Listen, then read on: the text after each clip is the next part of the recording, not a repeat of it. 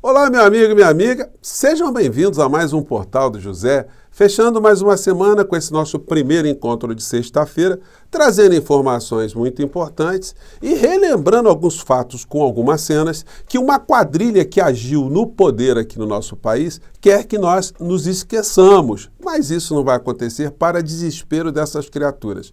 Especificamente, o clã Bolsonaro anda fazendo uma série de publicações nas redes sociais onde eles falam de tudo, menos da tragédia no Rio Grande do Sul, fazendo alguma coisa objetiva a favor do povo gaúcho e também relembrando ou rebatendo algumas situações que estão vindo à tona. Eu falei com vocês que esses dias retornou dos Estados Unidos uma equipe da Polícia Federal, comandada por delegados, trazendo novas informações sobre o assalto que essa gente praticou contra os cofres públicos. E disso eles não têm como correr. Muitas pessoas entram aqui no nosso portal e às vezes se assustam, né, com as expressões, os vocábulos que nós usamos aqui. Mas, gente, é o que diz a lei. O Código Penal brasileiro diz que se você subtrai alguma coisa que não lhe pertence, no final da história, você é um ladrão. Não tem como a gente tratar dessa situação de um modo diferente. E disso eles não vão conseguir fugir, não, gente. A questão agora é cobrar que o inquérito seja finalmente concluído e que o Procurador-Geral da República faça aquilo que ele tem que fazer. Vou conversar com vocês sobre essas questões e também falar de outros assuntos importantes, mas antes de mais nada, quero convidar você que está chegando agora no nosso portal e ainda não nos conhecia para que você se inscreva aqui conosco e conheça também os nossos outros vídeos. Se você gostar, compartilhe, recomende, não se esqueça, dê o seu joinha, mande seu comentário e, se puder, se inscreva aqui também no nosso clube de membros. Você que é muito bem-vindo e muito bem-vinda. Gente, como nós sabemos, né, as quadrilhas tentam sempre distrair as vítimas, né? Para que o crime não seja percebido, para que eles tenham êxito na prática criminosa e consigam depois ter algum tipo de benefício, né, ou benefícios com os produtos do crime. Olha só, joias ilegais. Imagens da Polícia Federal apontam parceiro de Bolsonaro em operação. As imagens inéditas confirmam detalhes sobre a venda e recompra ilegais das joias. Então isso vai vir à tona, gente. Essas imagens estão lá no inquérito, logo o inquérito vai ser, o sigilo vai ser quebrado, quando tiver ação nós vamos ver essas cenas, e o clã Bolsonaro está se fazendo de morto nessa história, está se fazendo desentendido.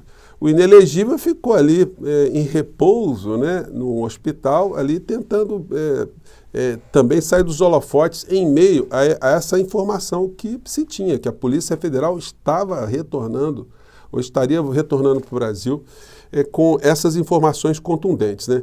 O Bolsonaro, ele publica fatos, né, ou histórias, né, surreais sobre comunismo, sobre a KGB, sobre pânico moral, sobre questão de sexualidade, mas as questões objetivas ele tenta esconder, mas não vai dar, né? E aí vamos recordar aqui um momento muito interessante para mostrar como age a quadrilha. Em primeiro lugar, o deputado Glauber Braga falou na cara de um dos membros do clã que eles são ladrões, ou que o pai de um deles é um ladrão. E como é que você reage diante de uma situação como essa, né? Se isso é uma mentira, isso é uma coisa muito grave, né? Você parte até para as vias de fato, né? Quando a coisa é uma coisa muito aviltante. Mas quando o cara se corresponde com aquilo que está sendo dito, aí a posição tem que ser de defensiva, né? Você bota o rabinho entre as pernas e tenta inventar alguma história. Foi o que Dudu Bananinha tentou fazer nesse episódio. Vamos recordar aqui, ele escutou direto, né? Como se diz no linguajar popular, né? Escutou na lata. Ele está aqui no plenário, então ele tem que responder o seguinte: já devolveu o colar, já devolveu o relógio e os outros itens de 400 mil reais que o seu pai levou para casa, porque isso, deputado Eduardo Bolsonaro, é corrupção. Vocês têm que responder exatamente por isso. Devolva aquilo que levaram. Escutou na lata, né? E aí, como é que saiu o deputado Dudu Bananinha, né? Eu peguei um trecho aqui do UOL, a resposta dele, a suposta resposta, né? Vamos lá. O grande escândalo das joias que o presidente não teve contato, sequer chegou à mão dele. Opa, não teve contato, não chegou à mão dele. e foi tudo vendido, depois de ter levado dentro do avião da FAB, ora, deputado Bananinha. E esse daí é o motivo que o PT encontrou, junto com seus puxadinhos como o PSOL, para ser a cortina de fumaça para... Cortina de fumaça, olha, se tem alguém que é especialista em tentar fazer cortina de fumaça, é o clã Bolsonaro, né? Ele disse que o pai não tinha embolsado as joias, mas é notícia. Bolsonaro devolve o terceiro kit de joias da Arábia avaliado em R$500 mil. Algumas dessas joias foram recompradas porque ele achou que ninguém fosse descobrir essa tramóia, esse trambique, esse roubo, né?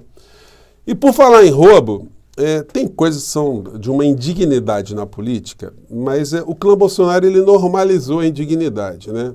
Muitas que nós vimos aqui, além dessas histórias que vão colocá-lo na cadeia, junto com outras condenações, tinha também o ato imoral de usurpação de obras que ele não fez. Então, para muitos bolsonaristas, foi o Bolsonaro que fez lá a transposição do Rio São Francisco, Bolsonaro e as águas do Rio São Francisco. Aí ele posava para fotos, né, fazia aquela presepada toda. Só que no governo Bolsonaro, o investimento em infraestrutura no nosso país foi abaixo da crítica. Você se lembra de alguma grande obra que foi feita, foi projetada no governo Bolsonaro? Uma grande usina hidrelétrica, uma construção de uma rodovia, um grande túnel, um metrô, sei lá, uma represa, uma barragem, uma grande ferrovia que tenha sido projetada no governo dele, realizada no governo dele ou iniciada no governo dele? Zero! Só deu continuidade às coisas que já estavam aí. O resto foi só vender. O Bolsonaro, gente, ele é uma pessoa que tem uma ignorância profunda. Como eu sempre disse para vocês aqui, é uma pedeuta. Ele foi um boneco do posto, ele foi um fantoche. Ele ficou ali distraindo a sociedade, enquanto uma quadrilha, que de fato atuou por baixo, fez tudo contra o povo brasileiro, tentou surrupiar o máximo que eles puderam, comandados ali pela figura do Paulo Guedes, que esse sim, esse foi especialista. Esse agiu por baixo dos panos, deixou ali o fantoche fingindo que estava mandando e por trás as coisas estavam acontecendo. Matéria: Bolsonaro derruba investimento em infraestrutura e afugenta estrangeiros. Aporte privado não reage apesar do ex-ministro Tarcísio de Freitas listar avanços. E aí tem mais uma indignidade do dia, né? Olha que publica o criminoso. Crédito do Banco dos BRICS para o Rio Grande do Sul, anunciado por Dilma Rousseff, foi aprovado no governo Bolsonaro. Então, vejam só, o que o Bolsonaro está querendo dizer? Que ele teve uma visão mediúnica, que iria acontecer um desastre no Rio Grande do Sul e pediu dinheiro ao BRICS para o estado do Rio Grande do Sul? Porque nas entrelinhas é isso que bate na cabeça de muitos fanáticos, né? Que ajuda que Dilma ajudou agora a pavimentar, destinada exclusivamente para o estado do Rio Grande do Sul, tem ali a mão do infame, né, do insano, do criminoso. Gente, é um negócio que é abjeto, e enfim, eu não aguentei, gente, eu falei assim, eu tenho que falar sobre essa história hoje, né? Porque o cupim, o destruidor, o ladrão de joias, a única coisa que ele fez foi mal ao povo brasileiro, ao nosso país, à nossa democracia, e continua a fazer ainda. Por isso que nós, todos os dias aqui, cobramos que a justiça finalmente chegue às conclusões finais, que ele seja mandado, depois de uma condenação para a cadeia, para aplacar um pouco o que está acontecendo aqui no Brasil. Bolsonaro reduz PIS/COFINS e tira 5 bilhões e 800 milhões dos cofres do governo Lula. Quero falar com vocês mais à frente sobre Petrobras também, mas hoje eu não posso deixar de comentar uma questão estratégica que está sendo objeto aí dos meios de comunicação, que a gente vai falar aqui também muitas vezes. Hoje o Globo publicou aqui uma matéria, eles estão jogando muitas luzes em cima do Paulo Pimenta, tá? Tem gente aí, mas está se fazendo uso político dessa história. Enfim, já comentei ontem com vocês, né? Quem é que o presidente da República deveria colocar para comandar uma articulação para a recuperação do estado do Rio Grande do Sul, que é uma coisa inédita que está acontecendo no Brasil diante da magnitude dos problemas, né? Que vai precisar ali de alguém fazendo meio de campo. Eu vou colocar aqui um adversário político, alguém que não é do Rio Grande do Sul, enfim, alguém que não conheça a história, alguém que não tenha trânsito, alguém que seja uma pessoa intratável, uma pessoa que seja alienígena. Então não dá, né? E isso está acendendo aqui uma questão que diz respeito a uma coisa que nós batemos todos os dias aqui: comunicação. Vácuo no poder, nova atribuição de Pimenta aumenta a pressão por mudança na comunicação do governo.